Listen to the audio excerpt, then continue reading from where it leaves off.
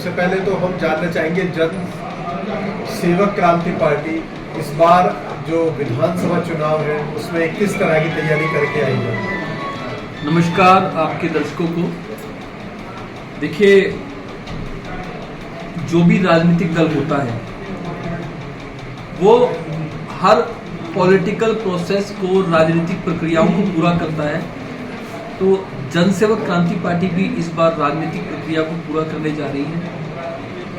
विधानसभा हरियाणा के चुनाव हैं, तो इस बार हम लोग भी इसमें अपनी हिस्सेदारी सुनिश्चित कर रहे हैं और तैयारियां बिल्कुल पूरी हैं और ज़्यादा से ज़्यादा सीटों पर लड़ने का इस बार हम प्रयास करेंगे।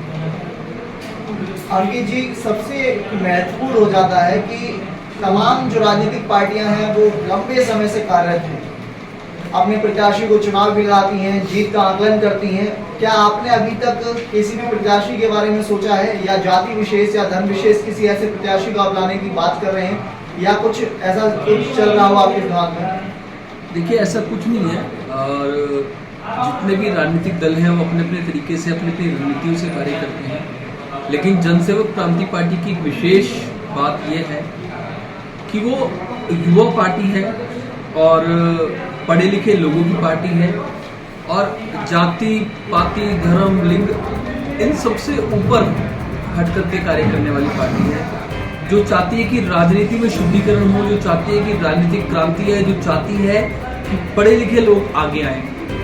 तो हम उन तमाम राजनीतिक दलों से हट करके हैं। हम लोग कोशिश कर रहे हैं कि हरियाणा में जो भी एमएलए लड़ना चाहता है, जो हरियाणा में बेरोजगारी को हटाना चाहता है, जो हरियाणा में जो इतनी समस्याएं इन राजनीतिक दलों ने उत्पन्न की हैं उनको हटाना चाहता है जड़ से, उनके आवेदन हम ले रहे हैं और उनका आंकलन, उनका मूल्यांकन हमारी टीम जो हमने बनाई है वो करने जा रही है और आने वाले समय में हम ज़्यादा से ज़्यादा सीटों पे लड़वाएंगे, क्योंकि जो एक राजनीतिक प्रक्रिया होती है कैंडिडेट्स को लेकर के, वो हम जरूर पूरी करेंगे।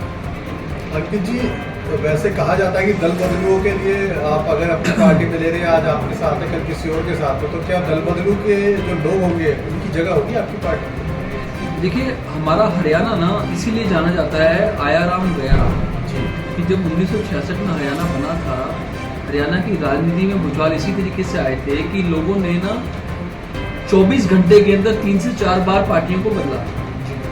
ये पुराना इतिहास रहा है हरियाणा की राजनीति का, लेकिन हम नए लोग हैं।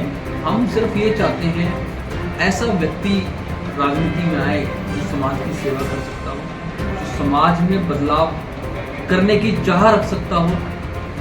और दल आदमी तभी बदल के आता है कि या तो उसकी कोई निजी महत्वाकांक्षा हो, और अक्सर यही देखा गया है कि व्यक्ति चाहता है कि मुझे समाज की सेवा करनी है, चाहे कोई पार्टी हो, लेकिन जो व्यक्ति अपनी पार्टी के प्रति समर्पण भाव ही नहीं दिखा पाता, तो क्या ही वो जनता के प्रति समर्पण भाव दिखाएगा। लेकिन हाँ, हमारी जो पार्टी है, हम चाहते हैं कि पढ़े लिखे युवक आए, जिनको उनकी योग्यता के अनुसार कार्य करने की जगह नहीं मिल रही पार्टी। तो मैं अंकित अलग, जनसेवक क्रांति पार्टी का संस्थापक, आपके चैनल के माध्यम से उन लोगों को कहना चाहूँगा जो सालों साल से इन राजनीतिक दलों से काम कर रहे हैं, लेकिन राजनीति का शिकार होते आए हैं, राजनीति का हिस्सा कभी नहीं बनाया इन लोगों ने। तो वो लोग आए, उनका वेलकम है।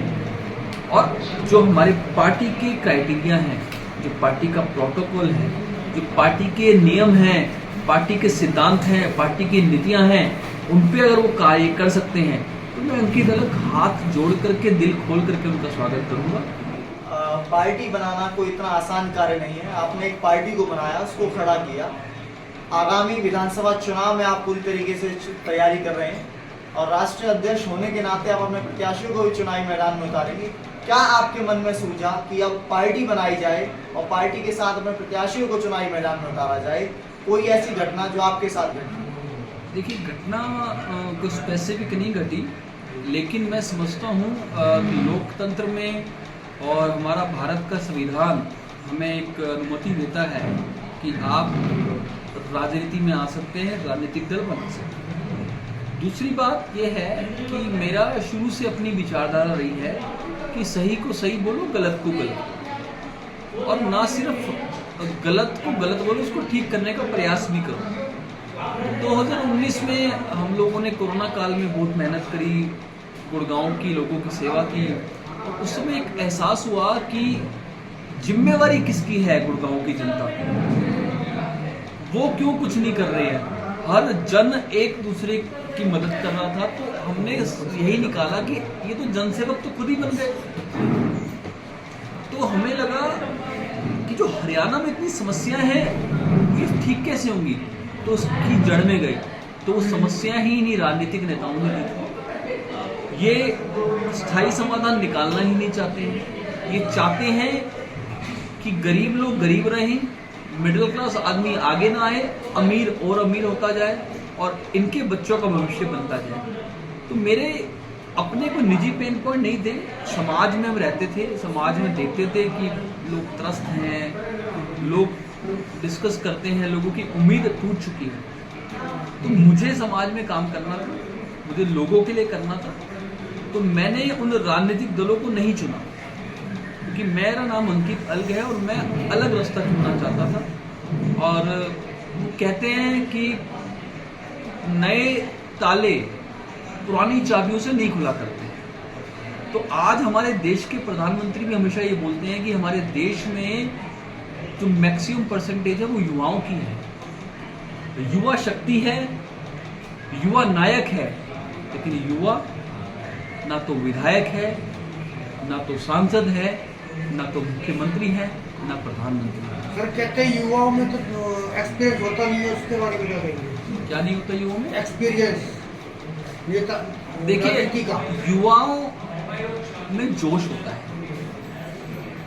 अनुभव किसे कहते हैं? जब आप कोई काम करते हैं, उसको करते करते जो सीखते हैं, उससे तो अनुभव आता है। ऐसा कतई नहीं है। हमारे देश के युवा आज हर क्षेत्र में तरक्की कर रहे हैं। आज 16 साल का युवक हमारे देश को आज़ाद कराने में उसने कुर्बानी दी, शहीद भगत सिंह। तो युवाओं ने तो देश के लिए शुरू से कुर्बानियां दी हैं। तो युवाओं को हम आगे ही नहीं लाना चाहते, क्योंकि हम चाहते हैं जो हमारे पुराने खानदानी वंशवाद परिवारवाद से निकले हुए जो नेता हैं वो अपने बच्चों को भविष्य बनाना चाहते हैं। इस देश के युवाओं को सिर्फ और सिर्फ वो बेरोजगारी देना चाहते हैं, सिर्फ और सिर्फ वो नशे की ओर डालना चाहते हैं, और वो चाहते हैं ये अनपढ़ रहे। क्यों? अगर ये अनपढ़ रहेंगे तो ये सवाल नहीं पूछेंगे, शिक्षित हो जाएंगे तो सवाल पूछेंगे और हमारी कुर्सी को खींचने का काम ये युवा करेंगे। लेकिन आपके चैनल के माध्यम से बता देना चाहता हूँ कि ये जो बीड़ा हमने उठाया है, हार और जीत की परवाह किए बिना हम हरियाणा में विकास चाहते हैं, हरियाणा के युवाओं को सशक्त करना चाहते हैं, हम किसान को मजबूत करना चाहते हैं, हम महिलाओं को मजबूत करना चाहते हैं। जो मूलभूत सुविधाएं हैं वो लोगों को मिल पाएँ, उसके लिए हम लड़ाई लड़ना चाहते हैं। तो ये हमारे और आपके और इस हरियाणा की जनता की हक की लड़ाई है, तो वो लड़ रहे हैं। गुरुग्राम विधानसभा में नवीन गोयल बीजेपी की सीट से चुनाव लड़ना चाहते हैं, मुकेश शर्मा भी बीजेपी की सीट से मजबूत प्रत्याशी हो सकते हैं, जिस तरीके से लोगों का कहना है। और वहीं मोहित मदनलाल ग्रोवर चुनावी मैदान में पिछली बार निर्दलीय चुनाव लड़े थे और इस बार कहते हैं कि किसी पार्टी से यदि चुनाव लड़ेंगे तो जाहिर सी बात है कि बहुत मजबूत प्रत्याशी हो सकते हैं, ऐसा उनका कहना है। क्या आपको लगता है कौन सा प्रत्याशी इन तीनों में मजबूत हो सकता है? और आपके लिए बहुत अहम सवाल कि आप कहाँ ठहरते हैं अगर 20-20 साल से 15 साल से कोई प्रत्याशी इतनी लंबी तैयारी कर रहा है और आपकी अभी नई पार्टी है, आपने शुरुआत की। देखिए, आपने ना सुना होगा जो हमारा देश है ना, उसमें युवा लोग अब स्टार्टअप कर रहे हैं। आज 20-20 साल के युवा ऐसे ऐसे आइडिया लेकर के स्टार्टअप कर रहे हैं। आज वो पुरानी एस्टैब्लिश्ड कंपनियों से भी आगे निकल के हैं। तो ये हमारा भी पॉलिटिकल स्टार्टअप है। हमें राजनीति नहीं आती है, हमें समस्याओं का अनुभव है। और जिनके आप नाम ले रहे हैं ये बहुत बड़े नेता हैं और हमारे आदरणीय भी हैं, ठीक है। लोकतंत्र में सबको अधिकार होता है। ये तो उनकी पार्टी और ये उनके बीच का तालमेल है कि उनको वो मैदान में उतारें या नहीं उतारें। लेकिन रही बात हमारी, देखिए हमारा कंपटीशन हमारा खुद से है, हमारा कंपटीशन हमारा खुद से है, हमारा किसी और से नहीं है। और हम अपने आप को जनता के बीच में देखते हैं। हम चाहते हैं कि हम जनता को मजबूत करें, जनता मजबूत होगी तो हम मजबूत होंगे। तो हमारा कोई ना तो नवीन भाई साहब से, ना किसी से, ना बीजेपी से, हाँ हम एक नई पार्टी हैं, लोगों के बीच आए हैं, गुड़गांव से जन्मी पार्टी है, हम अपना कंपटीशन अपने आप से देखते हैं, हमारा दिन प्रतिदिन बेहतर होता जा रहा है, ये हमारे कार्यकर्ताओं की वजह से। अंकित जी, आपका प्रत्याशी कब तक सामने आने वाला है? आम जनता को पता चले चुनाव का काफी कम समय बचा हुआ है, तो कब आपका प्रत्याशी आएगा? कौन रहने वाला है? किस वर्ग से रहने वाला है? जनता जानना चाहती है। देखिए, गुरुग्राम विधानसभा की अगर बात करें जी, इस रणभूमि में योद्धा के रूप में हमारी जो पूरी टीम है उन्होंने मुझे चुना है कि अंकित जी आप लड़िए, आप आइए, और हार और जीत की परवाह करते हुए किए बिना मैं इस मैदान में आ रहा हूँ। और मैंने पहले भी बोला कि हम तो नए लोग हैं, लेकिन हमारा भाव सेवा का है, हमारे पास विज़न है, हम पढ़े लिखे लोग हैं, और हम इस बार गुड़गांव में एक बदलाव ला सकते हैं अगर गुड़गांव की जनता आशीर्वाद देती है। अंकित जी, जिस तरह से आप बता रहे हैं, अब आपकी पार्टी चुनाव लड़ेगी तो मैनिफेस्टो क्या रहेगा, जनता को क्या फ्री मिलने वाला है? देखिए, पहली बात तो ना वो कहा जाता है मुफ्त दे के आप किसी को लाचार बनाते हैं, तो हम मुफ्त नहीं देने वाले, हम मजबूत बनाते हैं। मजबूत कैसे बनेंगे? आज मेरा पहला उद्देश्य है, क्योंकि हमारा जो चुनाव चिन्ह है वो में कलम मिला है और उसकी 7 किरणें, और हर किरण कुछ कहती है, क्योंकि कलम की निब में ज्ञान होता है, कलम की निब में विचार होता है, कलम की निब में संस्कार होता है। तो हम लोगों को शिक्षित करेंगे, हम लोगों को रोजगार देंगे, हम लोगों को अच्छी स्वास्थ्य सुविधाएं देंगे, हम लोगों के लिए विकास का काम करेंगे, हम महिलाओं को सशक्त करेंगे, हम युवाओं को सशक्त करेंगे।